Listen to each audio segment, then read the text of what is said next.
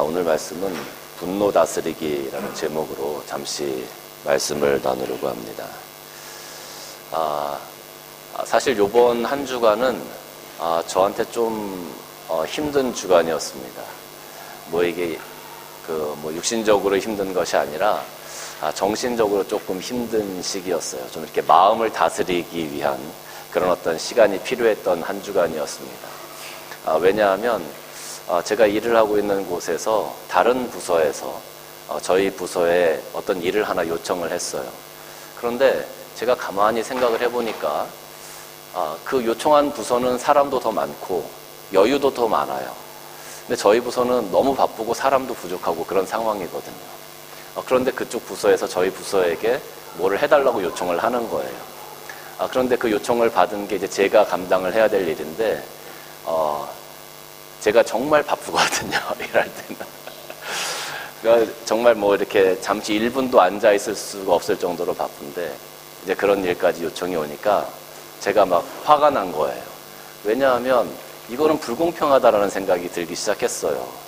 아니 그쪽 부서에는 사람도 많고 시간도 많고 지나가다 보면 그쪽 부서 사람들은 앉아서 막 놀고 있어요. 자기들끼리 얘기하고 있고. 근데 저는 여전히 할 일이 막 쌓여 있는 거죠.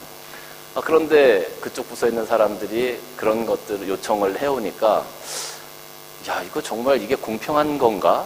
나는 지금 몸이 2개라도 부족한데 자기들은 앉아서 이야기하고 있으면서 그렇게 한다는 게 받아들여지지가 않는 거죠. 그러니까 막 화가 막 나는 거예요. 분노가 막 생기기 시작하더라고요. 그래서 슈퍼바이저하고 매니저들한테 제가 막 따지기 시작했습니다. 이거 불공평하지 않냐? 아니 어떻게 자기들은 시간도 있고 사람도 있는데 이렇게 바쁜데 이거를 우리한테 요청하냐? 다른 사람들은 그냥 그런가 보다 하고 다 넘어가는데 저 혼자 괜히 막 열이 나는 거예요. 그래서 막 그렇게 화가 나고 분노가 막 일기 시작하니까 너무 힘들더라고요. 사람들을 대할 때도 지금까지는 항상 웃으면서 이렇게 대하고 친절하게 대했었는데 그쪽 부서 사람들이 막 보기도 싫은 거예요. 그쪽 부서 사람들 지나가다 만나면 지금까지는 제가 먼저 인사하고 갔는데 인사도 안 하고 그냥 막 지나가게 되는 거예요. 너무 막 미운 거예요. 마음에 막 화가 막 일어나니까. 며칠 동안 그것 때문에 굉장히 제 마음속에서 스트러글을 했습니다. 그리고 나서 성경을 읽는 중에 하나님께서 이 에베소서 말씀을 읽게 하셨어요. 그리고 나서 내가 분이라는 것을 내 마음속에 품고 있구나라는 것을 깨닫게 하셨어요. 그래서 하나님 앞에 제가 참 회개를 많이 하고 그 품은 것을 내려놓으려고 무던히 애썼습니다. 그게 지난주 목요일인가 금요일 일이었는데 한 주간 동안 그거를 내려놓으려고 부단히 애를 썼음에도 불구하고 그게 잘 안 떨쳐내지더라라는 거죠. 아마 이게 사람의 본성인 것 같습니다. 우리가 정말로 하나님의 뜻 가운데 하나님의 말씀에 순종하려고 애쓰고 힘쓴다 하더라도 그렇게 하기가 너무 어려운 거예요. 너무. 하물며 목사도 이런데 우리 성도들의 삶은 어떻겠습니까? 물론 여러분들이 저보다 못하다는 이야기는 아닙니다. 여러분들이 저보다 훨씬 더 나을 수도 있고 더 잘하실 수도 있으리라 생각이 듭니다. 그런데 인간의 본성이라는 것이 하나님 말씀에 순종하기가 너무 어렵더라. 인간의 본성을 떨쳐내기가 너무 어렵더라라는 것을 한 주간 동안 제가 다시 한번 경험하게 되었습니다. 저는 이렇게 한 주간을 스트러글하면서 지내오면서 좀 힘든 시간을 보내왔지만 여러분들은 이런 어떤 화나 분노나 이런 것들과 직면하셨을 때 조금 더 슬기롭고 지혜롭게 잘 극복해 가셨으면 좋겠습니다.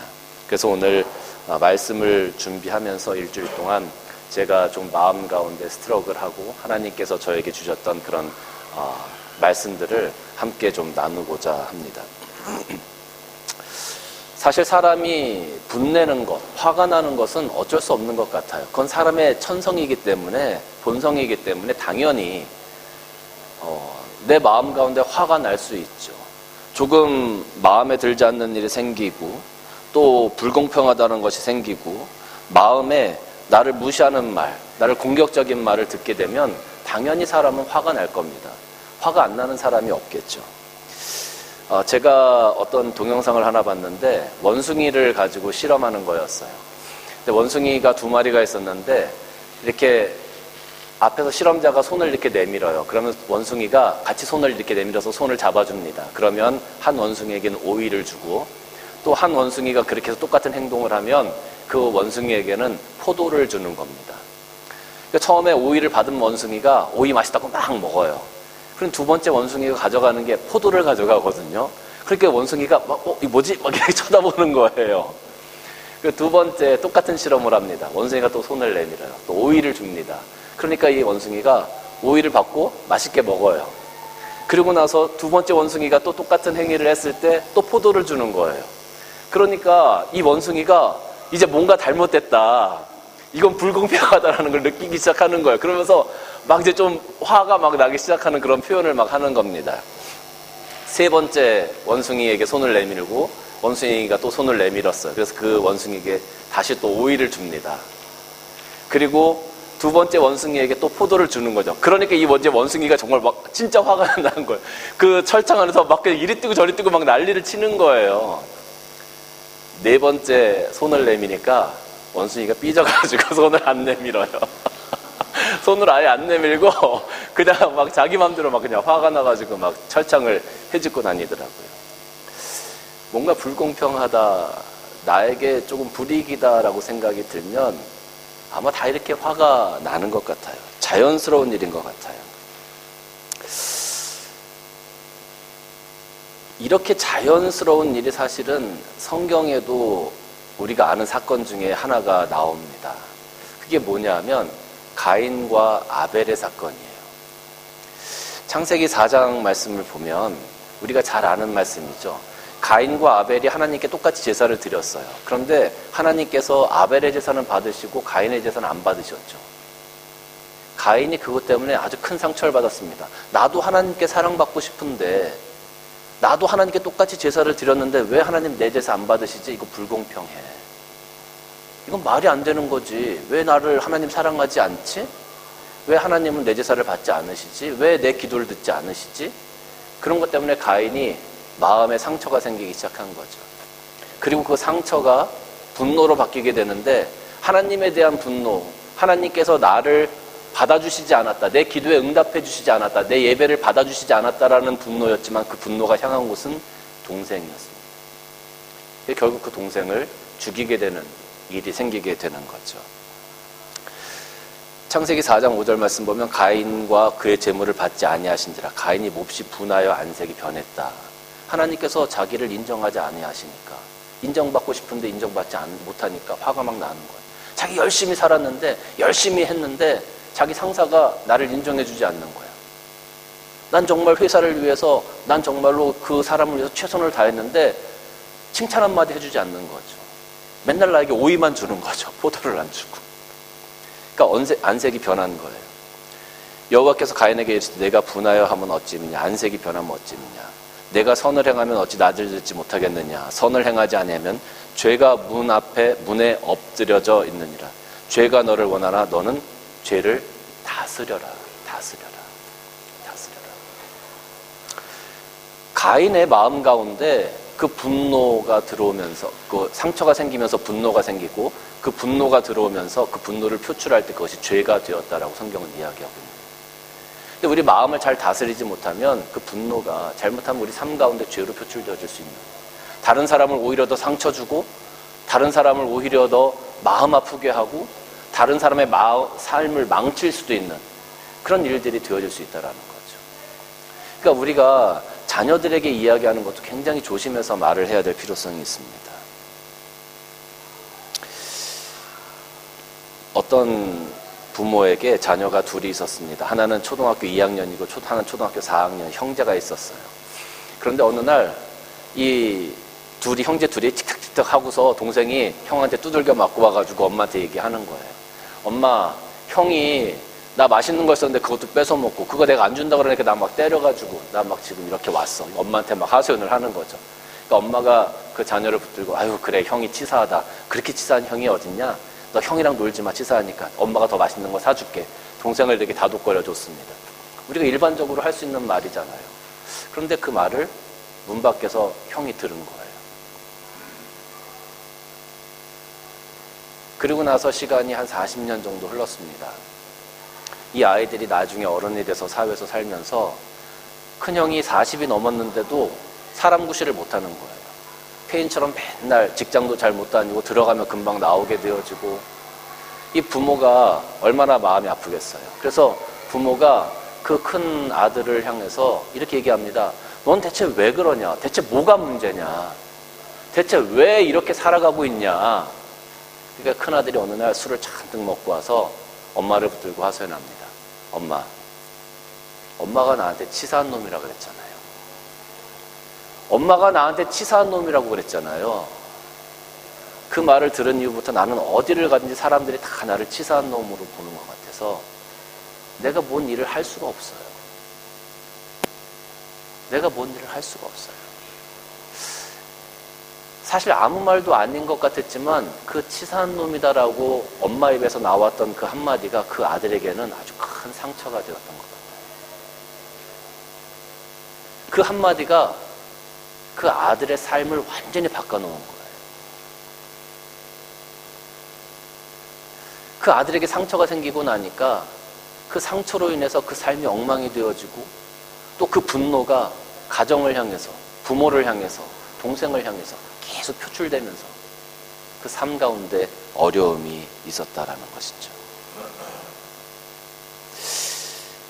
이게 우리 마음 가운데 있는 상처나 분노를 잘 다스리지 못하면 우리가 오늘 하루를 살아가는 데 있어서도 굉장히 어려움이 많습니다. 나뿐만 아니라 나와 함께한 사람들도 굉장히 어려움이 많게 되어집니다. 그래서 내 삶 가운데 있는 분노를 잘 다스려야만 합니다. 오늘 가인이 하나님께 책망을 받아요. 그런데 요한일서 3장 12절 말씀을 보니까 뭐라고 되어져 있냐면, 가인같이 하지 말라. 그는 악한 자에게 속하여 그 아우를 죽였으니 어떤 이유로 죽였느냐? 자기의 행위는 악하고 그 아우의 행위는 의롭다. 그가 어디에 속했다고요? 악한 자에게 속했다. 그렇게 표현하고 있어요. 악한 자에게 속했다라는 것은 무엇입니까? 하나님께 속하지 않고 사단에게 속했다는 것을 의미하는 거예요. 우리가 화가 나고 분노가 나는 것은 어쩔 수 없어요. 순간순간 분노는 날 수 있어. 그런데 그 분을 품어서, 그 분을 품는 순간 우리는 사탄에게 틈을 내주게 되는 거라는 거죠. 화가 나는 거는 천성이니까 어쩔 수 없지만, 그 화가 난 것을 내가 품고 있으면, 그것을 내 마음 가운데 품는 순간 우리는 사단에게 틈을 내주게 되는 거예요. 그 순간 우리는 악한 자에게 속한 사람들이 되어지게 되는 거예요. 그래서 우리는 이 분을 잘 다스려야 된다는 거죠. 화가 날 때. 새가 우리 머리 위로 날아가는 것을 막을 수 있겠습니까? 새가 우리 머리 위로 날아가는 것은 막을 수 없어요. 그런데 새가 우리 머리 위에 둥지를 짓는 것은 막을 수 있죠. 우리가 분을 내는 것은 천성적인 거기 때문에 새가 우리 머리 위로 날아가는 것과 똑같아요. 그런데 분을 품는 것은 새로 하여금 내 머리 위에 둥지를 틀게 하는 것과 똑같다라는 거죠. 그건 우리가 막을 수 있잖아요. 그건 우리가 안 할 수 있잖아요. 그래서 분노의 마음을 다스려야 하는 겁니다. 그걸 다스리지 못하면 결국 오늘 말씀처럼 악한 자에게 속하는 그런 형국의 삶을 살아가게 된다라는 거죠. 우리는 이 분노의 마음을 잘 다스리기 위해서 첫째로는 그 상황을 잠시 벗어나야 합니다. 참을인자 3개면 어떻게 되죠? 참을인자 3개면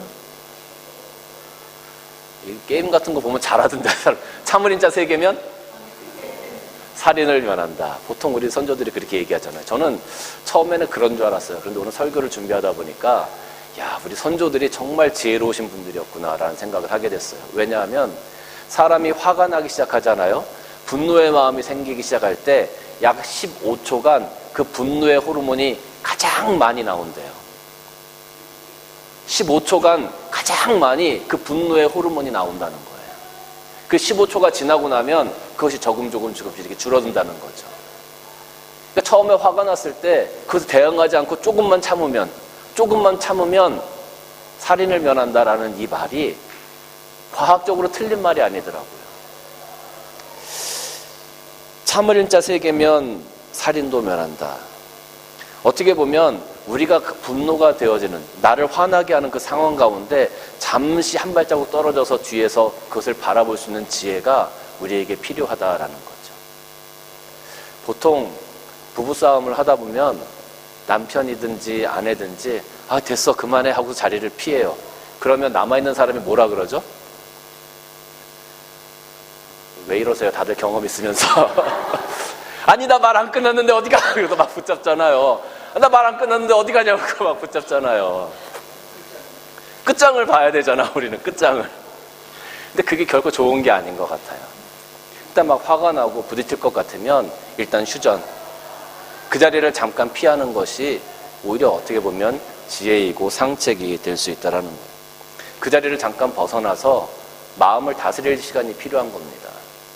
자기가 좋아하는 것, 내가 마음을 다스릴 수 있는 것, 뭐 영화를 보는 것도 좋고요. 뭐 골프를 좋아하시는 분들은 골프장 한번 갔다 오시고요. 뭐 먹는 걸 좋아하시는 분들은 맛있는 걸 찾아서 사 드시고요.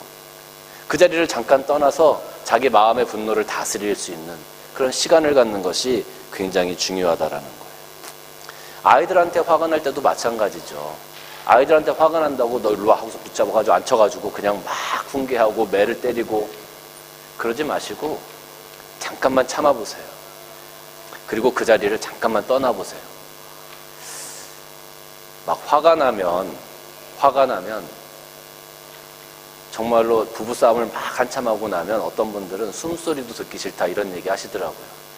제가 그래서 설교를 준비하는 가운데 제 아내한테 가서 귀에다 대고 해봤어요. 제가 해봤어요. 그랬더니 저를 이렇게 멀뚱멀뚱 쳐다보더라고요. 그래서 제가 괜찮아? 그랬더니 괜찮대. 이제 다시 한 번 또 해봤어. 정말 괜찮아? 정말 괜찮대. 우리는 서로 사랑하는구나. 제가 그렇게 확인을 했어요. 오늘 집에 가셔서 남편하고 아내에게도 한번 해보십시오. 여러분 서로 사랑하는지 안 하는지 확인하실 수 있을 것 같아요. 초기에 마음을 잘 다스리면 큰 싸움을 면할 수 있고 큰 파국을 면할 수 있는 것 같아요. 불이 날 때도 처음에 초기에 진화를 잘하면 큰 불을 잡을 수 있잖아요.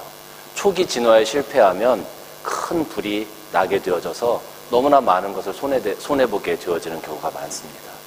그러니까 내 마음에 분노가 생겨질 때, 내가 정말로 화가 막 나기 시작할 때 잠시 그 자리에서 한 발자국 벗어나 보세요. 그러면 여러분들이 그 마음을 다스릴 수 있는 힘을 하나님께서 주시리라 생각이 듭니다.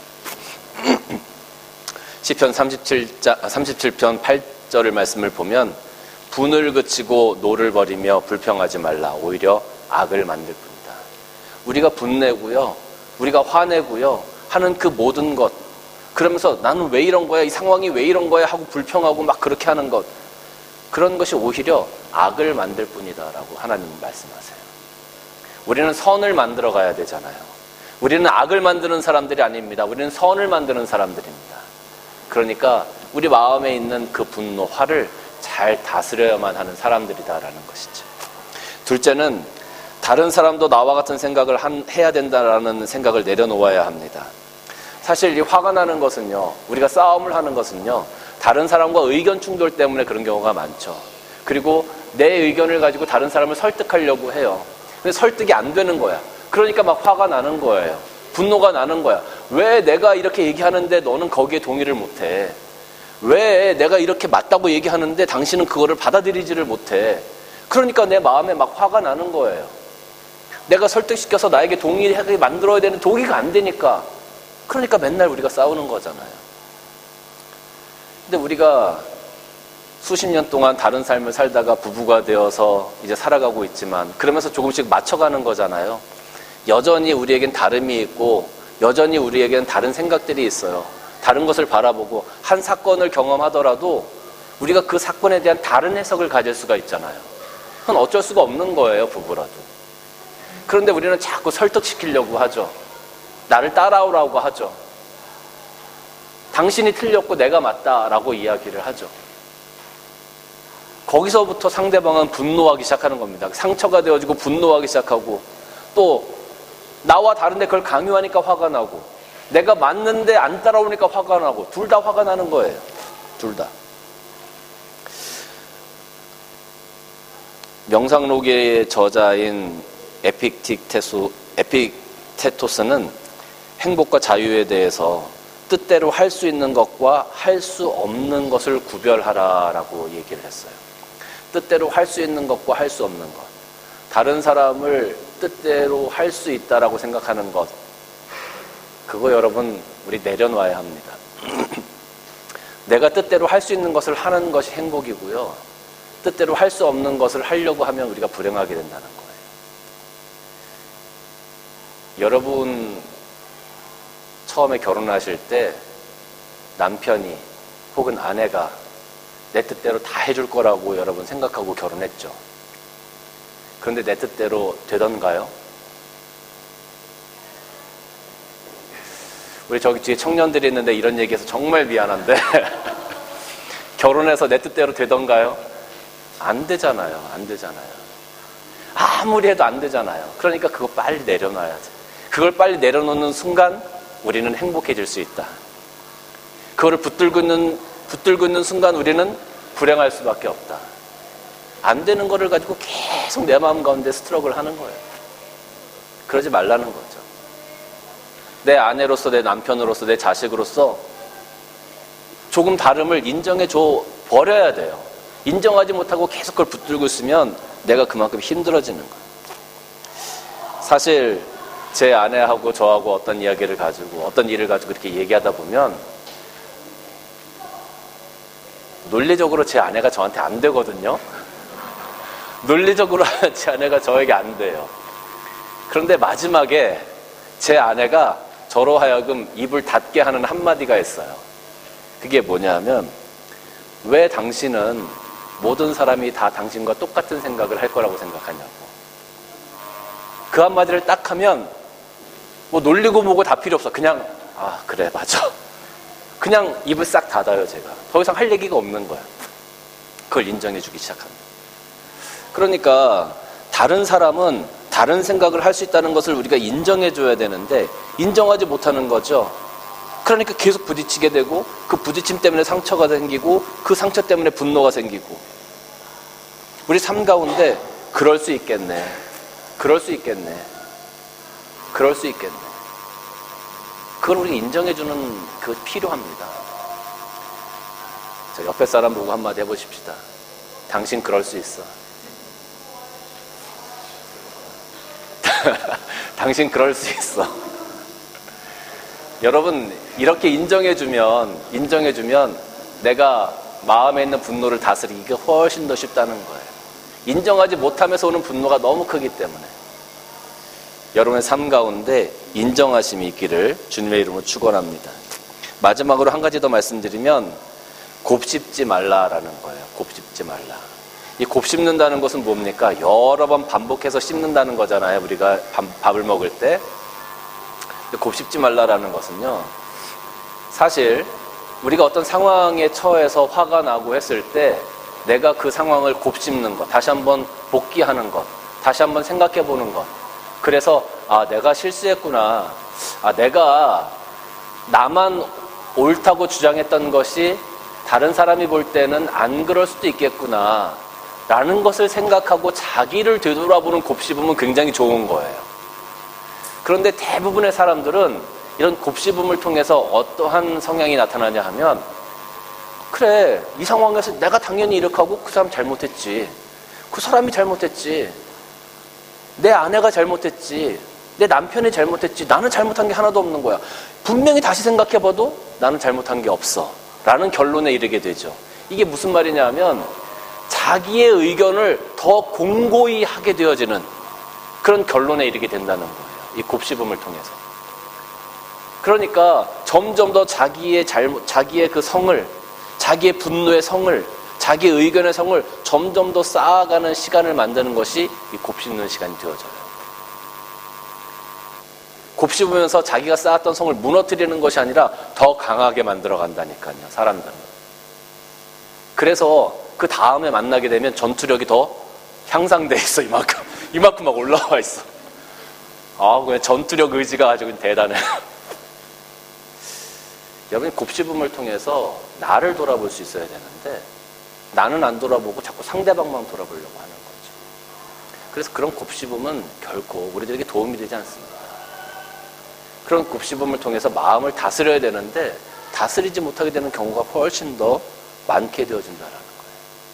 그래서 상황을 자꾸 곱씹으면서 자기의 전투력을 자꾸 향상시키지 말고 내가 무엇이 부족했는지, 내가 실수한 것은 없는지를 먼저 이렇게 한번 살펴보는 것이 굉장히 중요합니다. 사실 이 설교 말씀을 준비하면서 성경 안에서 가장 화를 낼 만한 사람이 누구였을까를 한번 고민해 봤어요. 성경 안에서 가장 화를 낼 만한 사람이 누구였을까? 그럼에도 불구하고 그 분노를 잘 다스렸던 사람이 누구였을까? 저는 요셉이 떠오르더라고요. 요셉이. 왜냐하면 요셉은 형들의 미움을 받아서 노예로 팔리기까지 했어요. 형들이 죽이려고까지 했어요. 어떻게 보면 요셉이 나중에 총리 대신이 되었을 때 그 분을 마음 가운데 품고 있었다면 형들이 왔을 때 어떻게 했을까요? 내가 마음대로 할 수 있는 권력이 있는 사람이야. 내가 만약에 그 분을 품고 있었다면 분명히 복수했을 거예요. 분명히 복수했을 거예요. 근데 요셉은 아마 그 당시에는 분명히 화가 났을 거라고 생각해요. 어떻게 형들이 나한테 이럴 수 있지? 어떻게 혈육이 나한테 이럴 수 있지? 그런데 그 화는 났을지 몰라도 그 분을 마음에 품고 있지는 않았던 것 같아요. 말씀대로 살았던 사람인 것 같아요. 마귀에게 틈을 내주지 않았던 것 같아요. 우리가 불을 품는 순간 마귀는 우리를 틈타게 되어져 있어요. 오늘 말씀이 그렇잖아요. 분을 내어도 분을 품지 마라. 마귀에게 틈을 주지 마라. 분을 품는다는 것은 마귀에게 틈을 주는 거예요. 악한 마귀에게 속한 자가 되는 거예요. 근데 요셉은 아마 화는 났겠죠. 얼마나 화가 났겠어. 만약에 우리가 그런 상황이라고 생각해봐요. 형이 나를 배신하고 나를 노예로 팔아.